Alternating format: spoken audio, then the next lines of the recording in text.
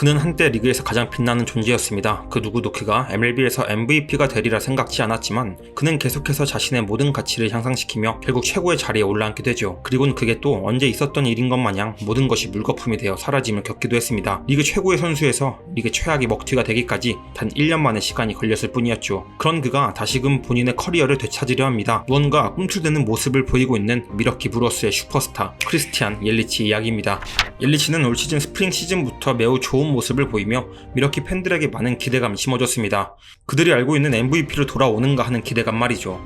그리고 그 스프링 시즌의 퍼포먼스는 단순 반짝이 아니라 정말 무언가 달라졌음을 올 시즌 초부터 증명을 해 보이고 있습니다. 물론 아직 시즌이 시작된 지 한 달밖에 되지 않았지만 그가 보여주는 모습은 분명 커리어 하이를 써내려왔던 시기와 비슷한 모습을 보이고 있었습니다. 우선 옐리치의 2024 시즌 기록을 잠시 살펴보겠습니다. 4월 24일 기준으로 현재까지 11게임에 나와 46타수 5홈런 11타점을 기록했습니다. 타율은 3할 3푼 3리이고 OPS는 1.166입니다. 훌륭한 클래식 지표에 걸맞게 WOBA도 0.491로 매우 우수한 성적표를 기록하고 있었습니다. 그런데 문제가 발생했습니다. 4월 13일 몸에 통증을 느끼며 경기 초반 교체 아웃이 되었고 그렇게 그는 10일 부상자 명단에 오르게 됩니다. 이건 그에게도 팀에게도 그리고 그를 지지하는 팬들에게도 매우 불안하고 안타까운 부상 소식이었죠. 부상 부위가 또다시 등이었기 때문입니다. 지난 몇 년간 끊임없이 괴롭히던 바로 그 부위죠.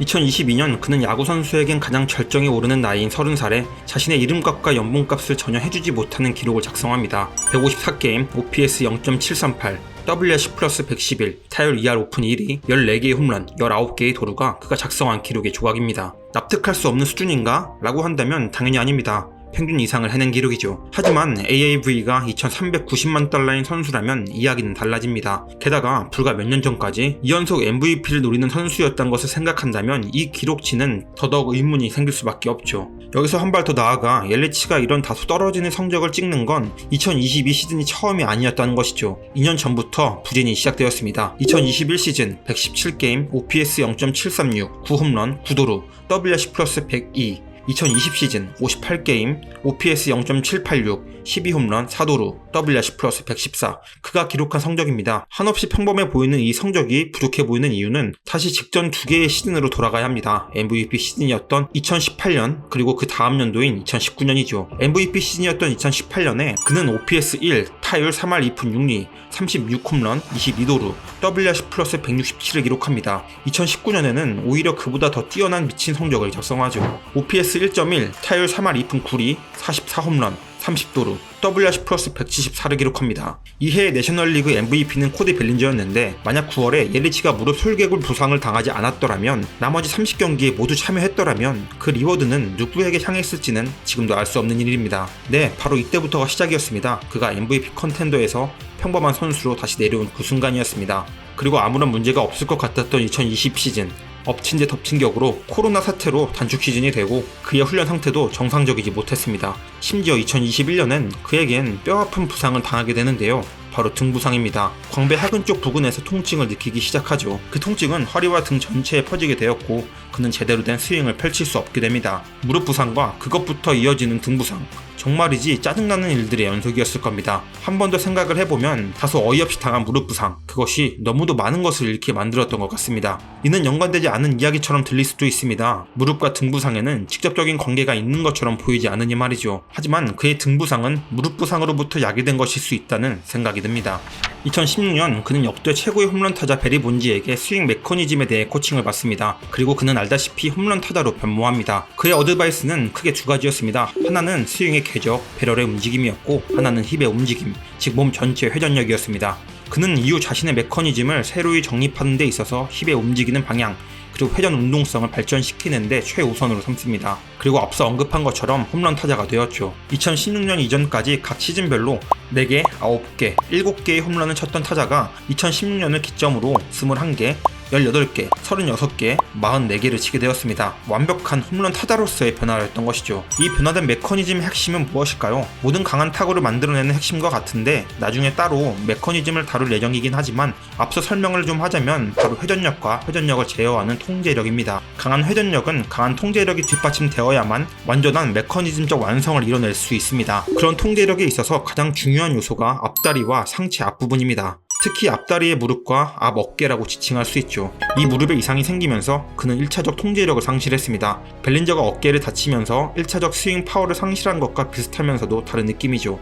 어쨌든 그는 이 무릎에 부상을 당하면서 회전 통제력이 약해졌고 그 약해진 부분은 반드시 어딘가에서 끌어오게 됩니다. 이건 그냥 의도적인 게 아니라 인간의 몸에서 나오는 운동성 자체가 그렇게 생겨 먹은 것이죠. 그리고 그 통제력은 등에서 가져왔을 겁니다. 그게 가장 일반적이기 때문이죠. 몸 중에 가장 큰 부위이며 브레이크 역할을 제일 많이 수행하는 게 등과 그와 이어지는 허리입니다. 해서 무릎을 보호하기 위해 무의식적으로 부족한 힘을 반복해서 등에서 끌어왔고 결국 그 균열은 쌓이고 쌓여 등 쪽에 과부하가 걸리고 그것이 부상이 되었다고 보는 것입니다. 그런데 참 안타까운 게 이 등 부상은 또 고질병이 되기 상당히 좋은 부분입니다. 등을 다쳐보신 분들은 아시겠지만 등은 거의 모든 동작에 개입됩니다. 그래서 부상 부위를 완벽히 회복하는 게 생각보다 더디고 어렵죠. 한번 터진 햄스트링 부상이 계속해서 재발하는 것과 유사합니다. 생각보다 그리 쉽게 고쳐지지 않죠. 결국 그는 3년간 당한 이 부상과 부상 회복 기간에서 계속해서 통증과 불안증이 쌓여 경기를 해왔을 테고 그것이 좋지 못한 성적으로 이어졌던 것이라고 할 수 있을 겁니다. 실제적인 통증도 문제지만 또 다치면 어떻게 하지? 혹시 아프지 않을까? 하는 심리적 고립 상태도 상당히 큰 문제고 실제로 선수들이 부상 이후 가장 어려워하는 부분입니다. 그리고 그를 증거하는 게 바로 그의 타구 속도와 장타 생산성입니다. 등 부상 이전과 이후 그는 장타력에 있어서 0.200 이상이 낮아졌습니다. 그리고 그의 평균 타구 속도는 90.6마일로 본인 커리어 최하위를 찍게 되죠. 동시에 그의 타율, OPS, WOBA 등 기록 지표는 다시 포텐이 터지기 전으로 돌아갔습니다. 아니, 오히려 세부 지표적으로는 더 좋지 못한 모습을 보이게 되었죠. 하지만 그대로 주저앉아 있을 수만은 없는 노릇이지 않겠습니까? 같은 시기에 벨린저가 비슷한 이유로 메커니즘이 붕괴됐고 여러 수정 과정을 거쳐 다시 가능성을 보였던 것처럼 옐리치 역시 지속해서 수정 과정을 거치면서 다시 성적이 좋아지고 있었습니다. 2023년에는 타구 속도도 91.6마일로 좋아졌으며 하드히 타구 생산성도 50%대로 다시 진입하기도 했습니다. 그와 함께 성적 역시 어느 정도 회복한 모습을 보입니다. 144경기에 나와 2할 7푼 8리의 타율과 OPS 0.817, WRC 플러스 121을 기록하죠. MVP급 시즌급은 아니더라도 다시 리그 상위급에 위치한 성적을 보이게 됩니다. 그리고 올해는 마침내 자신의 부활을 알리는 느낌이 가득했습니다. 커리어 하이 시즌보다도 더 좋은 출발을 했기 때문이죠. 그래서 더욱 불안할 수밖에 없습니다. 한 여름밤의 꿈처럼 모든 게 물거품이 되고 다시 부상으로 허덕이던 그때로 돌아가는 것이 아닌가 하는 불안한 말이죠. 옐리치는 말합니다. 이 부상은 느낌이 옵니다. 딱 통증을 느끼죠. 더 할 수 있는지 할 수 없는지 이 통증을 너무 잘하니까 매우 짜증납니다. 다시 아프지 않게 조심해야 할 때인 것 같아요 라고 말이죠. 그는 현재 최선을 다해 회복에 집중하고 있을 겁니다. 다시금 자신의 모습을 찾아가기 위해 최대한 노력하고 있을 테죠. 미러키는 올 시즌 마무리 데빈 윌리엄스를 부상으로 잃고 에이스 코빈 번스를 트레이드로 내줬지만 탄탄한 뎁스로 매우 훌륭한 시작을 했습니다. 그렇기에 미러키 브루어스는 더더욱 그의 힘이 필요할 때입니다. 그가 다시 처음 미러키로 넘어올 때 그 모습을 보여줄 수 있다면 미러키는 한 단계 더 강한 팀이 되어줄 테니 말이죠. 이제 다시 필드로 돌아올 크리스찬 옐리치, 그는 과연 올 시즌 어떤 모습을 보이게 될까요? 다시 리그 최고 수준의 경기력을 보일 수 있을까요? 올 시즌 옐리치의 활약을 지켜보시죠.